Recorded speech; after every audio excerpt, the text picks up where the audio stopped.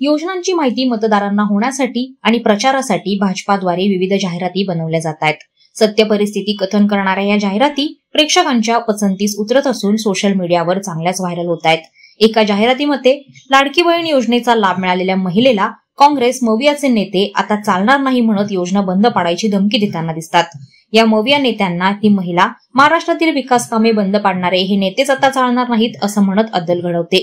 मविया सरकारच्या काळात महाराष्ट्राच्या विकासाला खीळ बसली होती। मविया सत्तेत आली तर लाडकी बहीण योजना आणि जनतेच्या हिताच्या सर्व योजना बंद पाडतील, त्यामुळे जनहिताच्या योजना राबवण्यासाठी महायुतीलाच लोक पसंती देत आहेत असा आशय असलेली ही जाहिरात तुफान व्हायरल होताना दिसतीये। काय ग, हे कुठलं पैक? भाजप महायुतीच्या लाडकी बहीण योजनेतून मिळालं हे पैक। आता चालणार नाही, आता चालणार नाही। घ्या, आले चालणार नाही वाले। तुम्ही ना महाराष्ट्रात काय बी चालू देणार नाही। भाजप महायुतीमुळे झालेली आमची प्रगती तुम्हाला बघवत नाही वय?